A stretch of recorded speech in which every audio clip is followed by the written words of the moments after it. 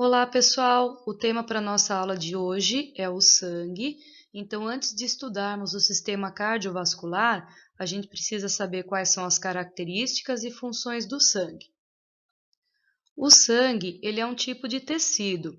Então, se a gente for pensar na classificação dos tecidos, as opções seriam tecido epitelial, tecido conjuntivo, tecido nervoso e tecido muscular. Então, dentre essas quatro opções, o sangue ele é um tecido conjuntivo e a gente diz que ele é fluido porque ele é líquido. Também é conhecido como tecido conjuntivo hematopoético. A coloração vermelha do sangue se deve ao pigmento, chamado de pigmento hemoglobina, e este pigmento tem a coloração vermelha. Nós vamos ver aqui em outro slide a função da hemoglobina. Pensando em uma pessoa adulta, qual é a quantidade de sangue que ela apresenta em seu organismo? Em torno de 5 a 6 litros de sangue. Logicamente que isso depende das condições de saúde da pessoa, também depende do sexo da pessoa. O sangue ele vai circular dentro de vasos sanguíneos do tipo artérias, veias ou capilares. A gente vai estudar a diferença desses vasos sanguíneos no assunto de sistema cardiovascular. Nesse slide estão algumas funções do sangue. Então, a primeira aqui é o transporte de gases. Então, no sangue a gente tem uma célula chamada hemácia, também conhecida como glóbulo vermelho. Dentro das hemácias existe o pigmento hemoglobina. Esse pigmento é o que eu já falei que dá a coloração vermelha para o sangue. Mas a função da hemoglobina é se ligar ao gás oxigênio e ao gás carbônico. Então, vai ser transportado esses gases dentro do sangue. Então, o oxigênio vai ser entregue para as células e o gás carbônico vai ter que sair das células e ser liberado pela expiração. O sangue também faz o transporte de nutrientes. Então, quando estudamos o sistema digestório, nós vimos que os nutrientes, após a digestão, eram absorvidos no intestino delgado. O que significa ser absorvidos? Significa ir para o sangue, para que o sangue faça o seu transporte e entregue esses nutrientes para as células. Quem eram esses nutrientes? Eram os aminoácidos, a glicose, ácidos graxos e glicerol, que são resultados da digestão da proteína, dos carboidratos e dos lipídios. O sangue também faz o transporte de resíduos celulares. Então, quando a célula realiza o seu metabolismo, ela produz substâncias que são ruins e têm que ser eliminadas. Essas substâncias são transportadas pelo sangue em direção ao rim. O rim vai filtrar esse sangue para produzir a urina e, junto com a urina, vão ser liberadas essas substâncias que são tóxicas ao organismo. O sangue também faz o controle térmico, o controle da nossa temperatura interna. Então, nós somos organismos homeotermos ou homeotérmicos. Significa que a nossa temperatura interna ela deve ser constante. Para que isso aconteça, o calor ele é distribuído pelo sangue para todo o organismo, para que a gente consiga manter a homeotermia.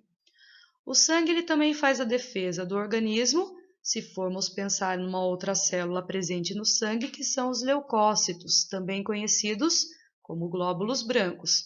No sangue também vai ter anticorpos que também fazem a defesa do organismo. Vou explicar para vocês daqui a pouquinho. O sangue também faz a função de coagulação quando pensamos nas plaquetas, que também estão presentes no sangue, e eu já vou explicar para vocês. Então, eu disse para vocês que o sangue ele é um tecido conjuntivo. E um tecido ele é um conjunto de células. Então, no sangue existem células, mas existem outras substâncias também, outros componentes. Então, vamos ver agora o que tem no sangue. Então, para você estudar a constituição do sangue, você precisa separar os elementos. Então, a gente coloca o sangue em um tubinho, né? A gente chama de tubo de ensaio. Esse tubo ele é fechado e ele é colocado numa máquina chamada centrífuga. Então, esse sangue ele vai passar por um processo de centrifugação para que os elementos sejam separados. Então, essa centrifugação, esse sangue ele vai girar em alta velocidade, a parte mais pesada fica acumulada no fundo e a mais leve, a menos densa, acima. Então, após a centrifugação, a gente consegue separar o sangue numa parte chamada parte líquida, que é conhecida como plasma, e a parte sólida, entre aspas, tá? Que é onde estão os elementos figurados do sangue. Então, aqui estão as células e também os fragmentos de célula. O plasma, ele constitui aproximadamente 55% do sangue. E o que tem no plasma? No plasma existe, a maior parte é água, então 90% do plasma é água, e o restante, esses 10% do plasma, são formados por proteínas, algumas proteínas que a gente vai ver que atuam na coagulação sanguínea, tem os anticorpos, que também são proteínas, tem os sais minerais, tem os hormônios, os nutrientes, aquelas substâncias que são transportadas no sangue, elas são dissolvidas, diluídas na água presente no plasma. Nos elementos figurados, a gente tem os dois tipos de célula, que são as hemácias e os leucócitos, e nós temos as plaquetas, que são os fragmentos de célula. Então, vamos falar um pouquinho sobre os elementos figurados no sangue, que estão naquela região que não é o plasma, tá? Então, nós temos as hemácias, que também são conhecidas como glóbulos vermelhos ou eritrócitos. São células anucleadas, então não apresentam núcleo, têm forma discoidal, então parece um disco, e são bicôncavas, então existe uma concavidade nos dois lados. Essas células elas são produzidas na medula óssea vermelha, de ossos longos, por exemplo, o fêmur. As hemácias elas correspondem a 41% do volume total do sangue. E a quantidade de hemácias ela varia de acordo com a idade, de acordo com o sexo da pessoa, das condições nutricionais, do condicionamento físico e também da altitude do local onde ela vive. Então, isso varia também. Em baixas altitudes, eu tenho uma quantidade de células, de hemácias, em altas altitudes, outra quantidade. Apresentam, então, o pigmento hemoglobina, como eu já disse para vocês, que se liga ao gás oxigênio e ao gás carbônico para fazer o transporte dentro do sangue. A hemoglobina é um pigmento rico em ferro, então para que você forme hemoglobina, você precisa consumir ferro. Se você tiver uma deficiência no consumo de ferro, você vai ter uma deficiência na produção da hemoglobina e, consequentemente, uma deficiência no transporte dos gases. As hemácias elas duram cerca de 90 a 120 dias e elas vão ser removidas pelo baço e fígado e os componentes vão ser utilizados para a produção de novas hemácias dentro da medula óssea vermelha. Outra célula presente no sangue são os leucócitos, também chamados de glóbulos brancos. Nós temos vários tipos de leucócitos, então são células nucleadas que têm várias formas, vários tamanhos e vários tipos de atuação no organismo. Então nós temos tipos de leucócitos, o neutrófilo, o eosinófilo, o basófilo, o monócito e o linfócito. Então, eles atuam de formas diferentes, são produzidos também na medula óssea vermelha, mas também são produzidos pelo baço, pelo fígado, pelo timo e pelos gânglios linfáticos. A quantidade de leucócitos presentes no nosso organismo vai variar se a gente tiver uma infecção, se a gente tiver parasitas ou reações alérgicas. E a duração dos leucócitos ela varia de horas a semana, também depende da pessoa. Quando eu disse para vocês que o leucócito ele faz a defesa do organismo, nós temos que entender como que acontece essa defesa, que é chamada de fagocitose. Então nós temos uma figura aqui mostrando um leucócito fazendo o processo de fagocitose de uma bactéria. Então ele vai destruir essa bactéria para defender o seu organismo. Então, o leucócito ele se aproxima do agente estranho, nesse caso uma bactéria, ele expande o citoplasma formando o que a gente chama de pseudópode. Então, aqui eu tenho um pseudópode e aqui um outro pseudópode.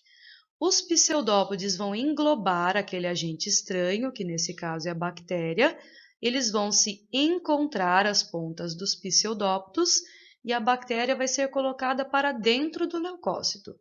Depois que a bactéria está dentro do leucócito, vai acontecer uma ação com os lisossomos, que são aquelas organelas que apresentam enzimas digestivas, e esta bactéria ela vai ser digerida dentro do leucócito.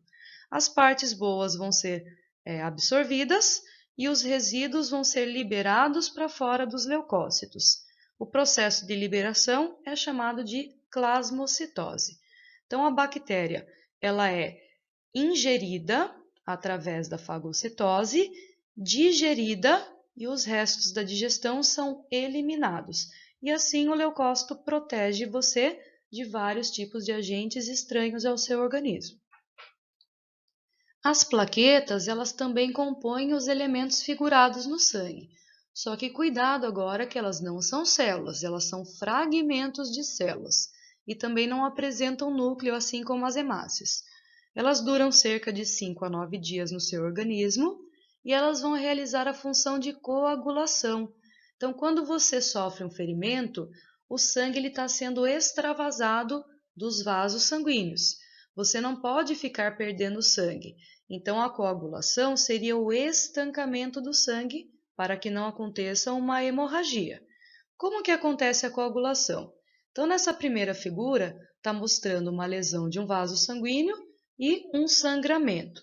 Então, a partir do momento que acontece uma lesão, as plaquetas se acumulam ao redor dessa lesão e liberam enzimas que vão ativar as proteínas presentes no plasma sanguíneo. Lembra que quando eu falei no plasma, eu disse que existiam proteínas e algumas proteínas eram responsáveis pela coagulação sanguínea? Então, elas vão entrar em ação aqui. Então, a plaqueta libera a enzima e essa enzima ativa as proteínas presentes no plasma. E isso vai provocar a formação de uma fibrina, que é uma rede de proteínas insolúvel. Então, essa rede ela vai se formar naquele local onde aconteceu a lesão, vai se aderir, vai unir a lesão e, como ela é insolúvel, vai impedir que o sangue saia através desse ferimento. Esta rede de fibrinas, junto com outros elementos, que no caso aqui são as hemácias, são as plaquetas, formam o que a gente chama de coágulo. E é o coágulo que vai impedir tanto que o sangue saia por essa lesão, quanto os micro-organismos entrem e possam causar uma infecção nesse ferimento. Só que para acontecer a formação desse coágulo, além dessas proteínas presentes no plasma, também precisamos ter uma quantidade boa de vitamina K e de cálcio, que são adquiridas com a nossa alimentação e que também estão dissolvidos no plasma. Depois que o tecido se recupera, esse coágulo ele é absorvido pelo organismo e o vaso sanguíneo ele fica íntegro.